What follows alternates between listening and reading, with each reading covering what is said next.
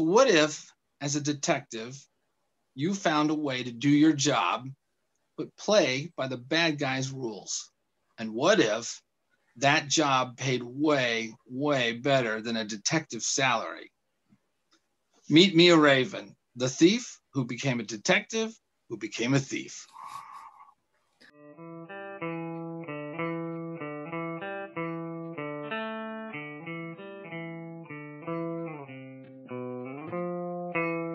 Welcome back to the Comics Cube, everyone. I am with Michael Penick. Did I say that name right? You did. Awesome. Thanks for having me. Yeah, thanks for coming on the show. You got a Kickstarter out called Recovery Incorporated that looks really fun.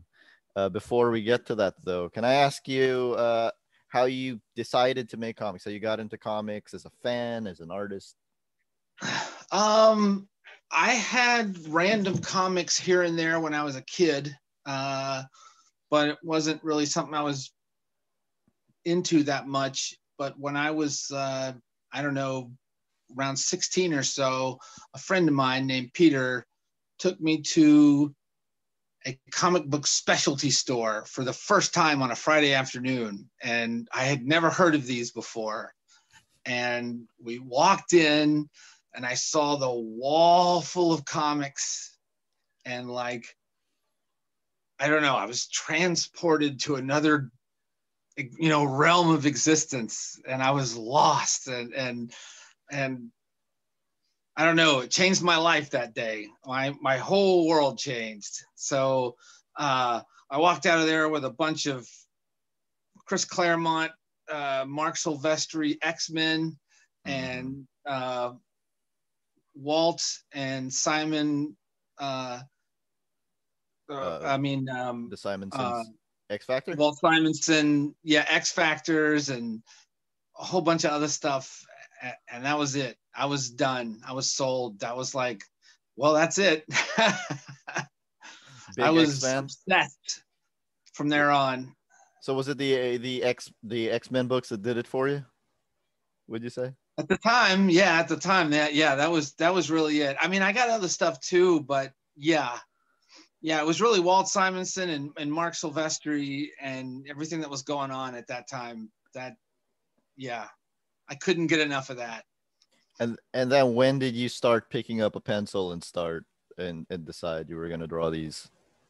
I was already drawing stuff, but I was more interested in like traditional illustration and that kind of thing. Mm-hmm. But I'd always ever since I saw Star Wars, my dad took me to see Star Wars in the theater on opening day when I was 7. Oh, wow. What was that like? Changed my life also. That opening crawl, everybody knows, like that moment, I was just like, oh, yeah. And I was so into storytelling after that. I wanted to do that. I thought I wanted to be a model maker and be in special effects for years after that. And I was like crazy into making models and stuff for a while. And then I was really into drawing, and I would copy panels from like old Savage Sword of Conan magazines, and I had some random Iron Man comics and Micronauts. Yeah, you remember the Micronauts? Yeah, Micronauts. A very blatant way to cash in on Star Wars, on the Star Wars trend, wasn't it? Yeah, I had toys too.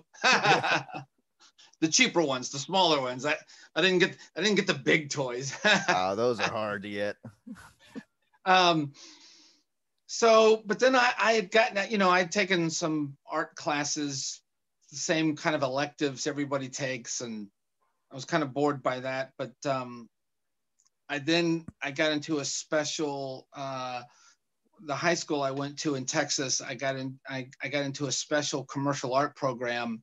It was 2 hours a day my junior year, and then 3 hours a day my senior year. And that's where I started learning serious skills, and it was like my junior year. That's when my friend took me to a comic book store, and that kind of like that honed everything. You know, I loved storytelling, but I was doing illustration. But then the comic books came into the picture, and that sort of melded it all together. I was like, oh, storytelling, drawing. Now here, the comic books was the last thing, you know, to put it all together. And did you have particular artists that you tried to emulate? Well, yeah. There was Silvestri was there was John Buscema, Mark Silvestri, Alan Davis, who was doing Excalibur at the time. Yeah. And then I would say,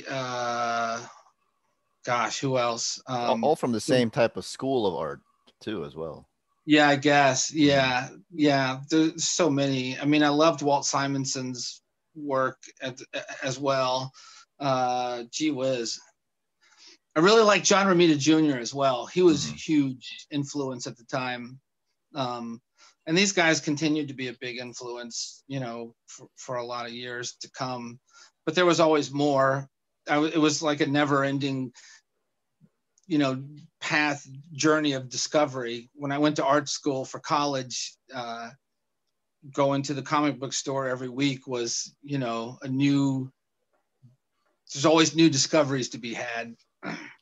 So not only new artists coming around, but old artists too. You know, you find out who their influences were, and so you're always going backwards as well as forwards. So I have to ask, just for the sake of historical perspective, as somebody who saw Star Wars in the theater on opening day, yeah, what was that like in terms of the crowd, the atmosphere, how people reacted, and then what was that like, let's say a week later? You know what? It's kind of funny because being 7, like I wasn't aware of those things. You know, I didn't even really know what we were doing. I didn't know what all the hubbub was about. My dad just like wanted to see this thing. So it's like, oh, okay, let's go see this, you know, whatever this is. And so I didn't know what we were getting into. So that opening crawl, that the whole thing, and then the little ship zooms over it, and then the Star Destroyer. I didn't know I didn't know what was coming. So that just like blew my mind. And so I wasn't paying attention to the crowd or the long line outside the theater. You know, I really wasn't taking that in at the time. I was more aware of it for The Empire Strikes Back, because I had seen Star Wars like 10 times in the theater, you know, that first summer. Yeah.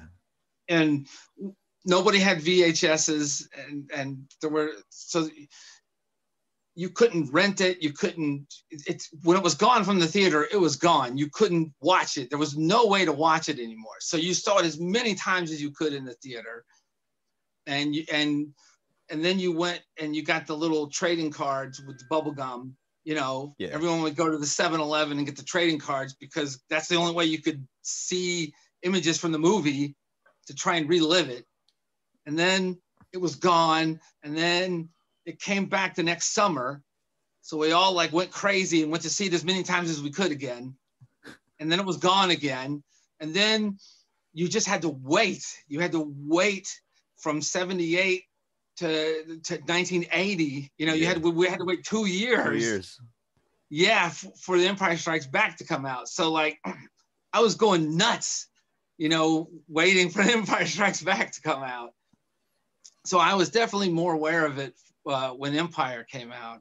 I was aware, like I was crazy, like all the other people, you know. I was definitely more aware of, like, I was excited to be in the line and couldn't wait to get in the theater. So I was definitely more aware of it by then. But for the first one, I was clueless. I wasn't aware of anything.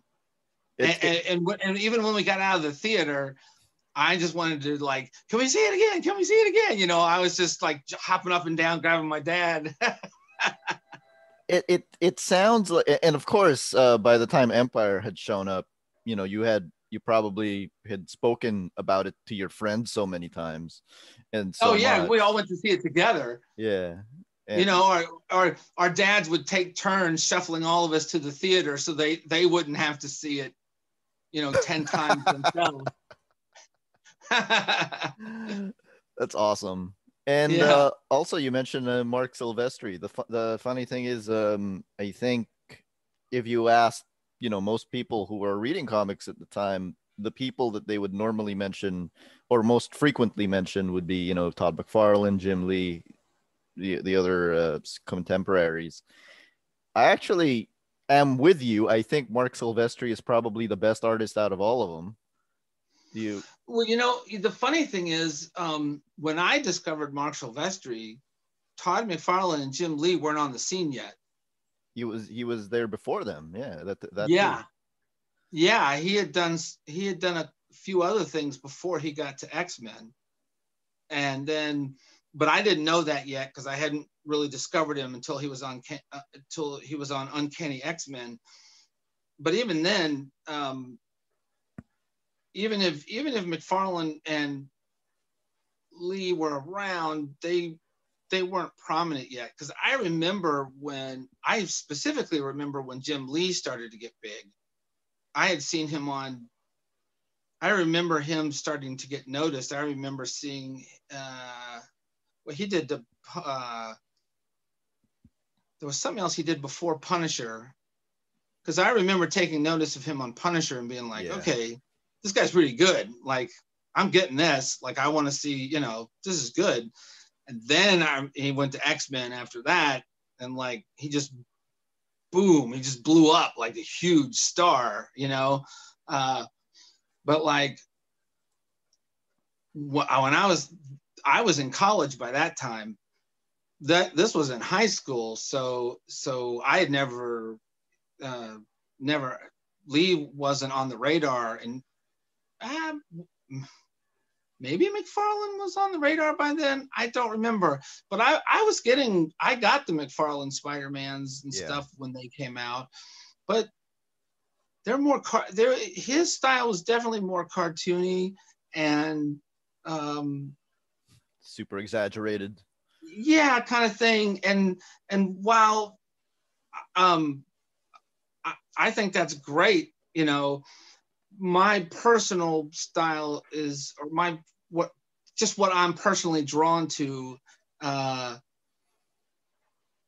is not that. Just because I was always trying to I always wanted to learn to draw well. I was really drawn to figure drawing and having that really solid foundation of good rock solid anatomy and things like that. Mm-hmm. So the things that really wowed me more than anything else wasn't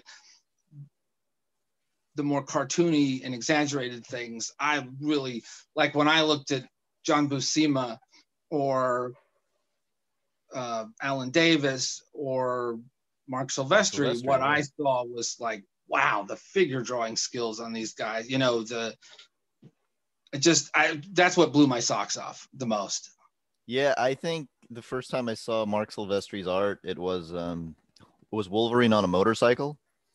And the thing that stood out to me the most there was it actually looked like someone riding a motorcycle, because a lot of the times a lot of artists would have drawn it as somebody posing on a motorcycle. Yeah. Do you know what I mean? Like the difference between the two? Yeah. Very much. Yes. I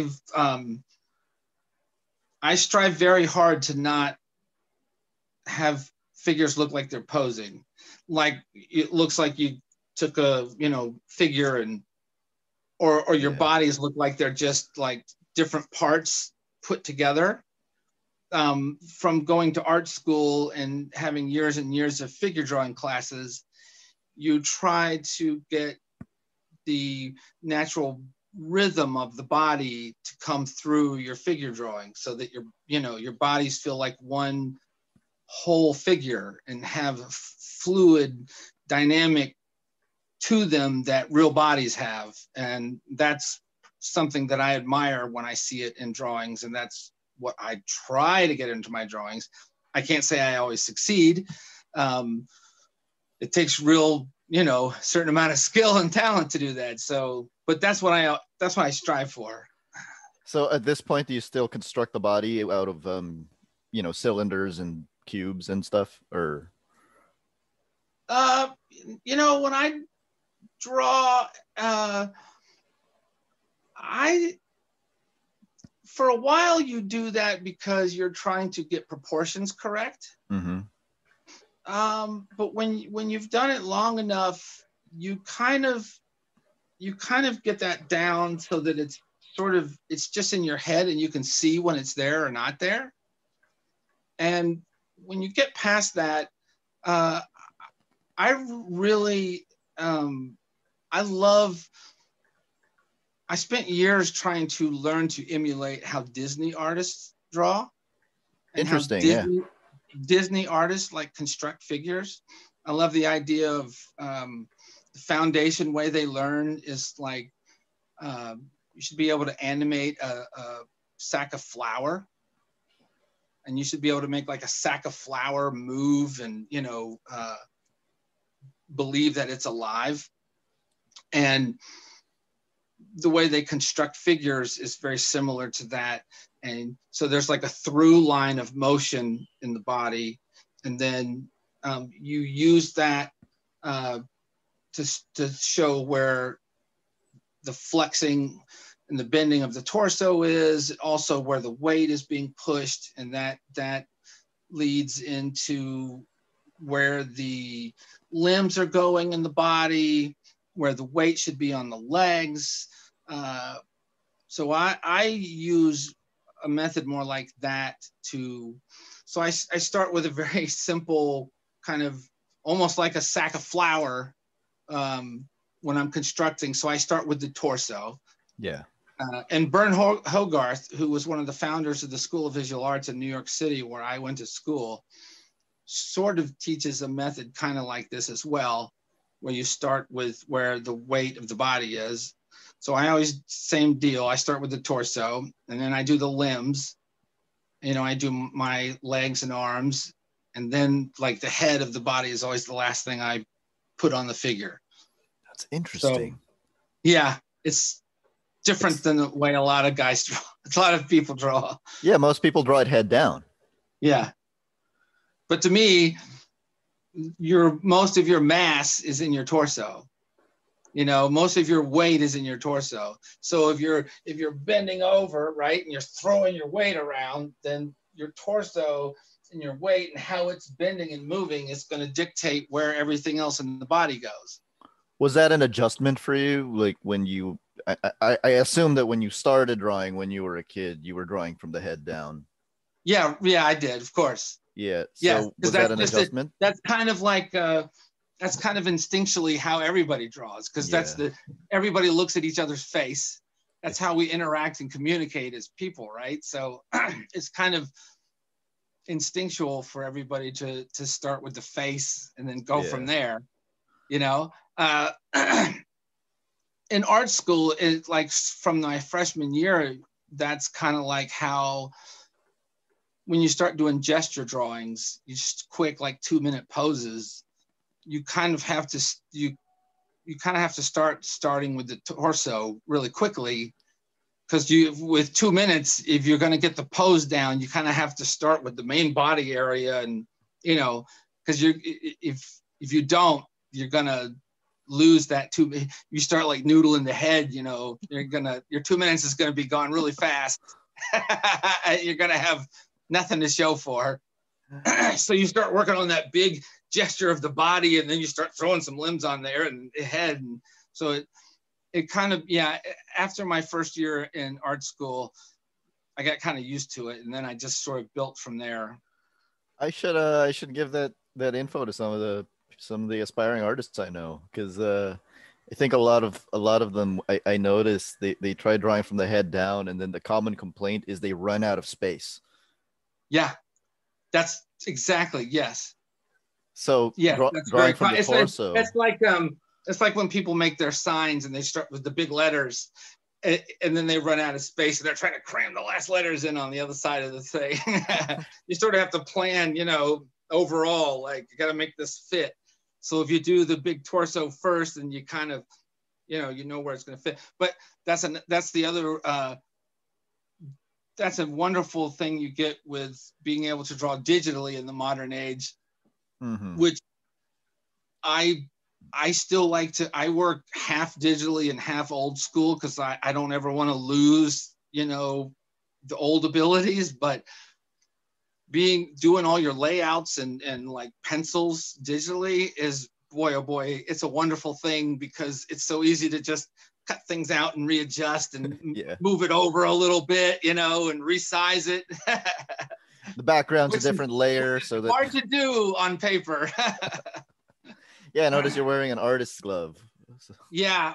It's funny because this thing, I practically live in it now. I take this off to eat dinner or take a shower or go to sleep, but it's good for inking on paper, but it's also good when I work on my iPad, so that the palm of my hand doesn't register and make extra marks on the iPad. I gotcha. That's yeah. So it works for digital and old school. Now, aside from drawing, tell me about storytelling. In terms of the writing, the storytelling, does anyone influence you specifically? Wow, that's a great question. Doesn't have to be from comics. No way. Yeah. No. Oh gosh, no. It all began with Star Wars, really, because it was Star Wars that made me want to be a storyteller. And it all grew from there. But what's really interesting is that I always wanted to tell stories, but I learned really quickly that it's much easier to get someone to look at a drawing you do than it is to get someone to read something you write. So I very quickly focused on drawing, because you can get such a quicker reaction. So I just leaned heavily towards the drawing very early. But I always had to be able to write, because unlike a lot of artists who can just do sketches, I see artists all the time that can sketch, and do all these great pinups and sketches and pinups and pinups and pinups and all that stuff. Man, I am not one of those people. I cannot just do cool poses of whoever.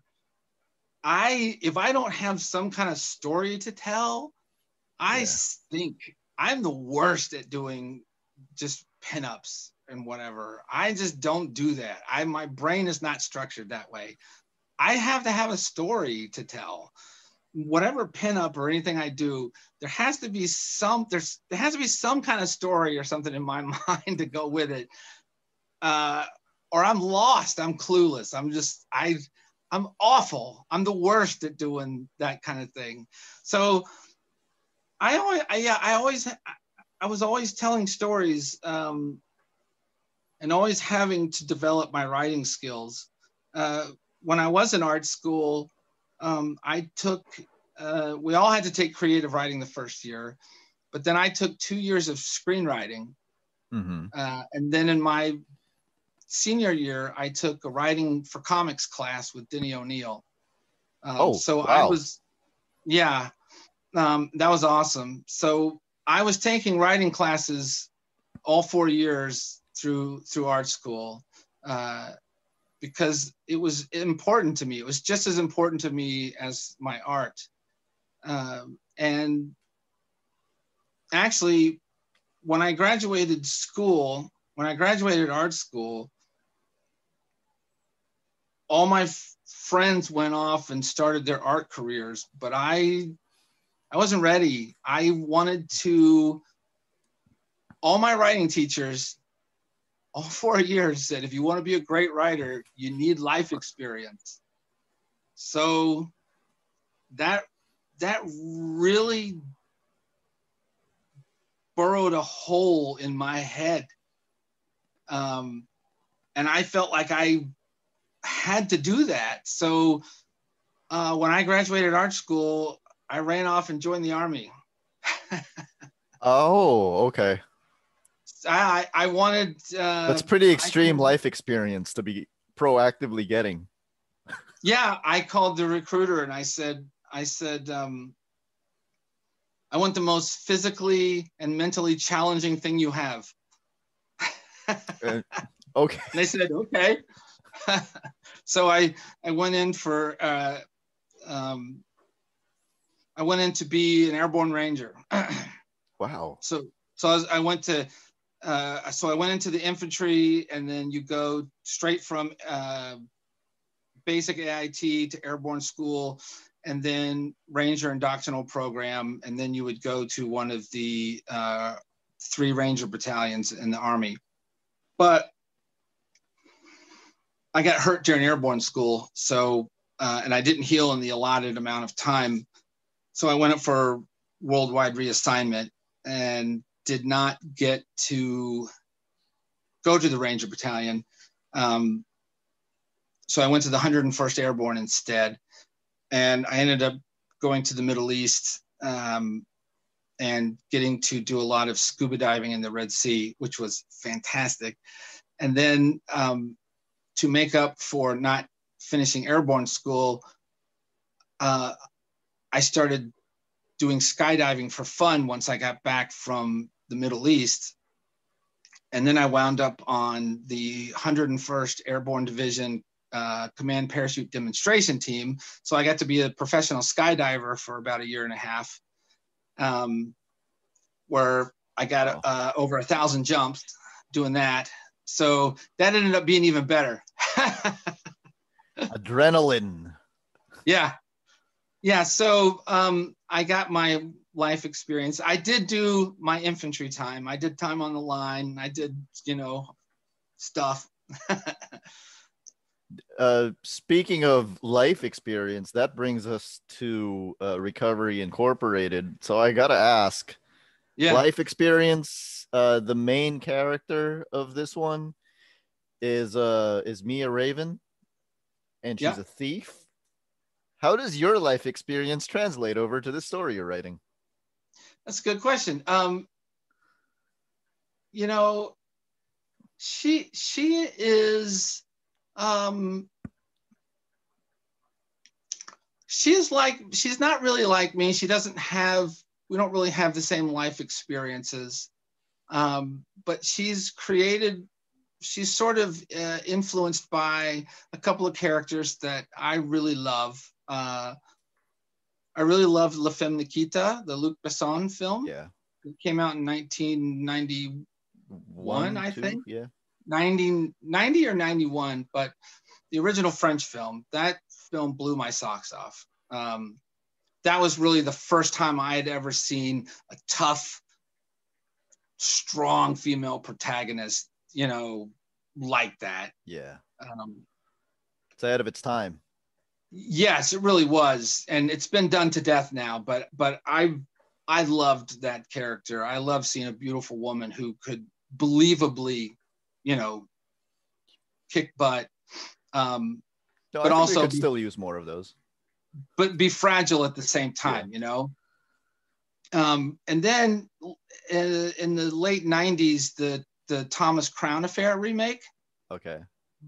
Catherine Banning's character was to me, the most fascinating character in that film. She worked for the insurance company, and her job was to recover the stolen painting. She didn't care about obeying the laws, or, she wasn't bound by the same laws the police were. Her job was just to get the painting back. So the insurance company didn't have to cut a check for $100 million. That also blew my mind. I was like, I want to know way more about this woman. I want to know what her job is like.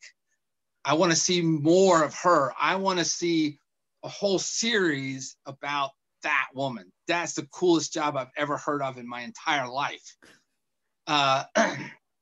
So I wanted to make a character that was like a combination of those two characters, and that's kind of where she comes from. Now, the way she's like me is that I have this altruistic side of me that like wants to be a goody two shoes who believes in truth and justice and loyalty and all this stuff. But at the same time, I am very much a questioner and a rebel. I question everything and I rebel against everything. And those two sides of my personality really are like this, you know, they clash. So I that's what imagine that was probably tough while you were in the Army. Well, it could be, yeah. Sometimes, yes. Like when we would have to pick up cigarettes in a parking lot, and I would rebel because, like, I don't smoke. Why should I have to pick up cigarette butt? Well, because you're going to get busted down to private if you don't.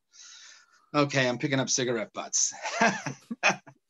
So, you know, so that's Mia's personality. She wants to do good, but her personality really doesn't do the good very well. So she's very much like that. That's why she comes from a bad background where she did bad things, but she doesn't want to do bad things. So she became a detective because she wanted to do good things, but she doesn't like being confined by the good rules. So she found a way to try to be able to do good, but by the bad guys' rules.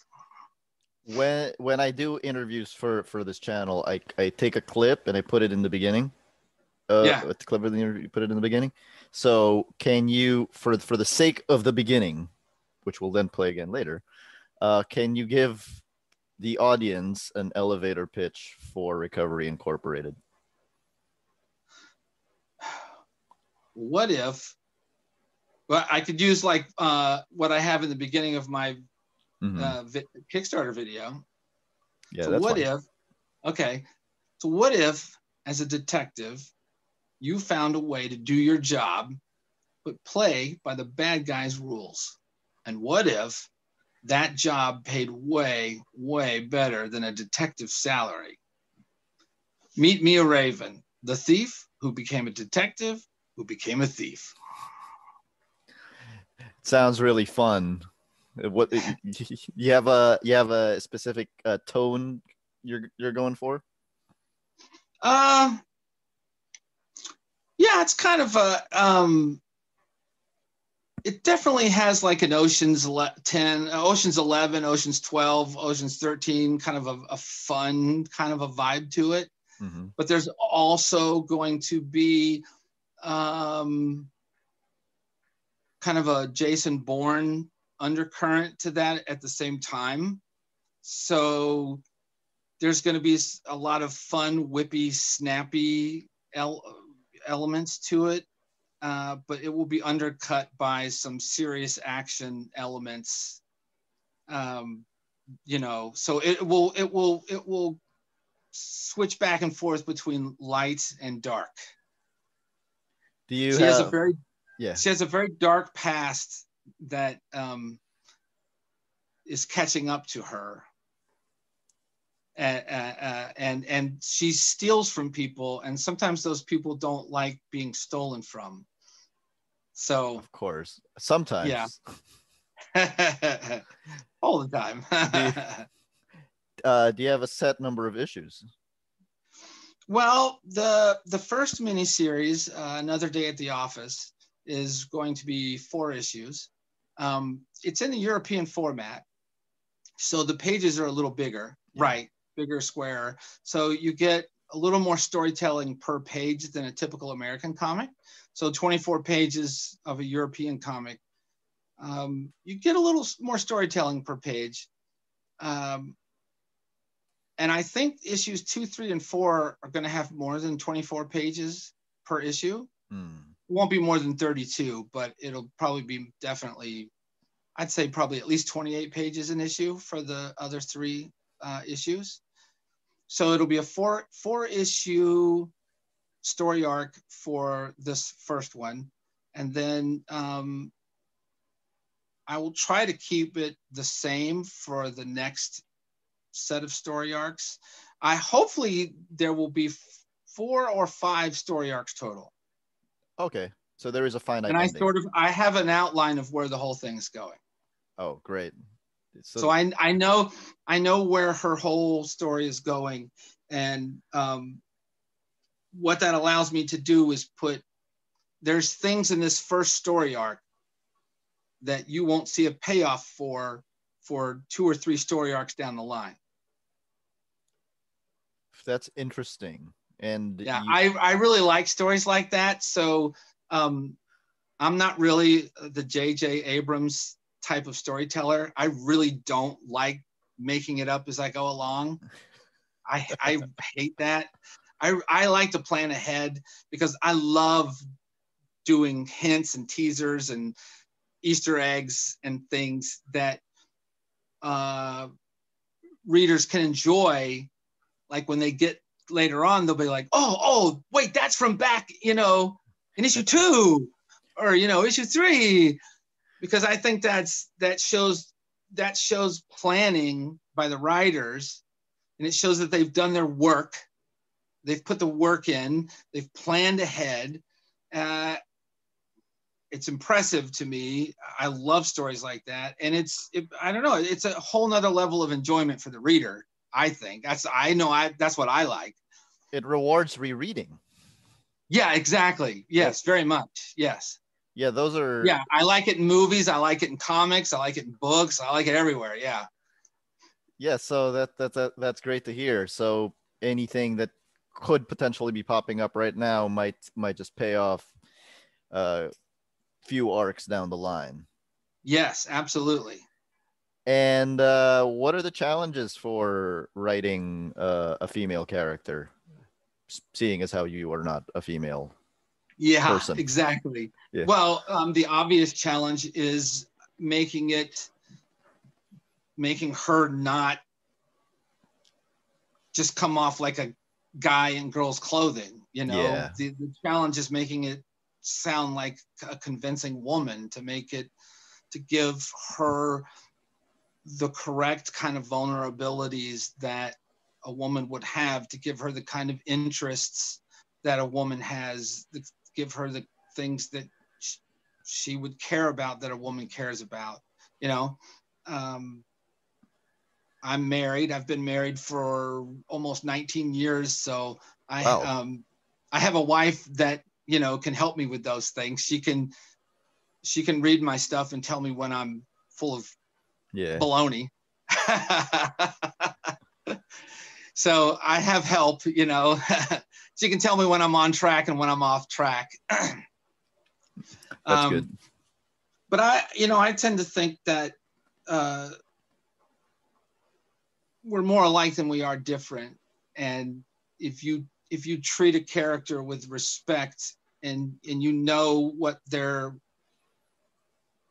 what they want, when you're working on, to me, character is as important as plot. So when I'm working on plot, I'm also working on the character arcs. I know what she wants, I know and I know where they are at the beginning, and I know where I want them to be at the end, where they're trying to evolve to, but I know what their impediments are that make it difficult for them to evolve, right? And then you throw in the character arcs of their co-stars, right?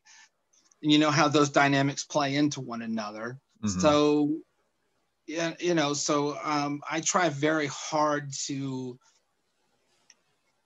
make them human and relatable to one another. I try really hard to get very human relations into my stories. And one of the most important things for me is that in Recovery Incorporated, I very much want this to appeal to women as much as men. This is not just some fantasy book for men. Mm-hmm. I very much would like, women to like this character as much as guys. I can see that from the artwork. Oh, really? Yeah. Good. I hope so. Yeah. What can you tell us? What are the major challenges for her in this first arc? Or is that spoilery? Yeah, it's hard to say without spoiling anything. Okay, never mind. because here's the thing. So when we started writing the story, when my buddy Dean and I started writing the story, we kind of started to go one direction. So she's at the end of the first issue, you know that she's going to retrieve, she's hired to go retrieve something of extreme value. So she's going to get it. And in the second issue that I'm doing layouts for right now, because I've written the first 4 issues, they're totally written. This whole first story arc is completely written. And so she's going to retrieve it. And the second story arc, she gets it, and it's a big chase. There's a big chase in the second story arc, lots of action. But my buddy Dean was like, you know that we can't do what people expect us to do. Of course. Because that's just not cool. We have to do the unexpected thing. We totally have to do the unexpected thing. And I was like, no. So we spent like 2 days going over this. And then I finally caved in and I was like, you're right. We have to do this. So we go the unexpected route in the second issue, which puts her in a major bind, which is a big cliffhanger between issues 2 and issue 3. So I There's can't say a big anything plot more. twist coming, folks, is basically what it is. Yes. And you have to do everything you do has to be in service of the story. So, you know. And you've actually already made your goal. You're almost twice your goal. Yeah, we're doing pretty good. With 14 days to go. I'm very thankful for that. Do you wanna plug the stretch? What are they called? The stretch prizes? Goals. Stretch goals. Yeah, the stretch goals, and what's in store. What gets unlocked. Well, let's see. Well, they already got when I funded, I made it so that I put a little blurb in there, but I should actually make a little image for that. I unlocked a gift where I'm going to make a voiceover track of me talking through issue 1. Mm-hmm. So I'm going to go through page by page as a writer and an artist and talk about the creation process.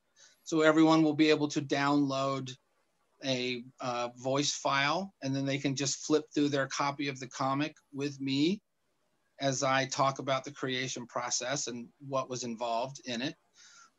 The first stretch goal at 5,000 was a 128-page sketchbook of just fun little sketches and stuff that I've done over Inktober's over the past few years, and some original sketch cards and things I've done, like some Indiana Jones sketch cards and things like that I've done over the years.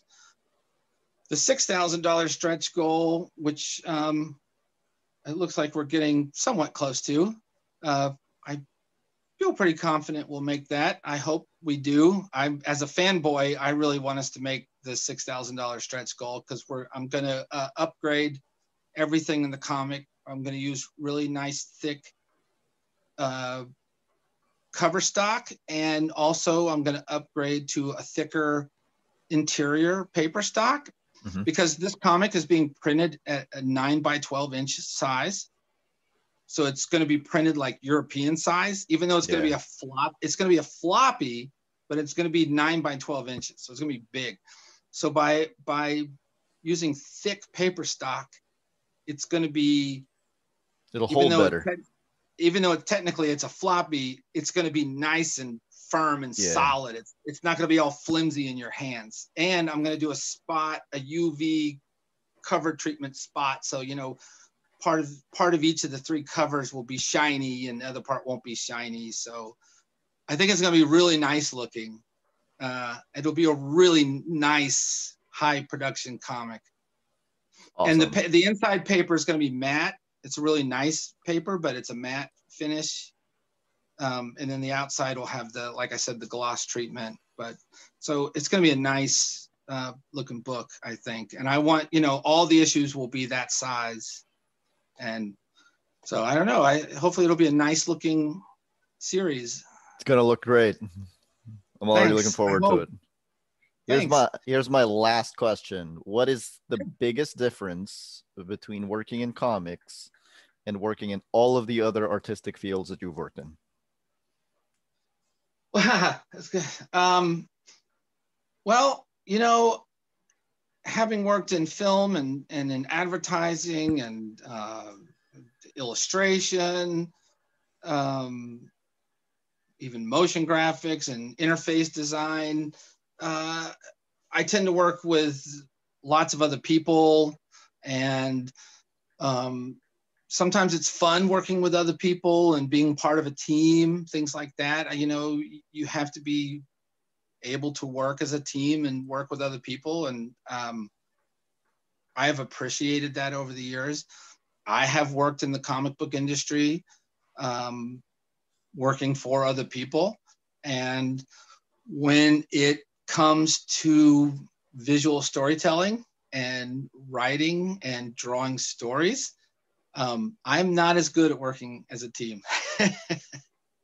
I have a pretty strong creative vision, and I'm not as good at compromising, and I admit it.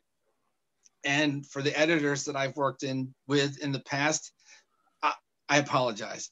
I'm a pain in the butt, a major pain in the butt. So doing my own thing, where I'm writing, where I'm the writer and the artist, my buddy Dean, who I work with to come up with the ideas and help lay out the foundations of the stories with and stuff. We've been friends for 30 years, and we are really good at putting our egos aside and just putting story first. So we're really good at working together because we know that our egos are not involved, and that's a really unique and rare kind of situation, and I really appreciate that. But from there, it's just me. So I'm the actors, and I'm the director, and I'm the cinematographer, and I'm the lighting person, and I'm the everything, So that's good. I get left alone. If I get I hired a colorist to help me. And so I'll make pretty extensive notes. I'll make a new layer on my file and make extensive notes about what I want. And then I've hired like an A-list colorist, and I hand off the page. And then usually what I get back is awesome, and I don't have any issues. And so that's I've been lucky so far that way. It seems like 2020, 2021 was the best time for you to start doing this project, because you just have to be inside and, have full control of it. I drew this first issue back in like 2012. Really? Yeah. And it's been sitting on my computer, just sitting there doing nothing for years. So did you go back and fix it? Or I've had an editor look at it to correct all my typos. Okay. And I'm re-lettering the whole thing with a newer font that I like a lot better, and with no typos, so it'll be more professional. But other than that, no, I have not touched the art at all. That's awesome. No, so it was still really solid. If you like the art in issue 1, everything now will be better, because I've gotten better as an artist from then to now. So it's hopefully it's like 9 years later. 4 will be even better. Amazing. Thank you, Michael. This was great. I'll try to put this up as soon as I can. No problem. Hey, thank you so much for having me. This has been great. Thank you.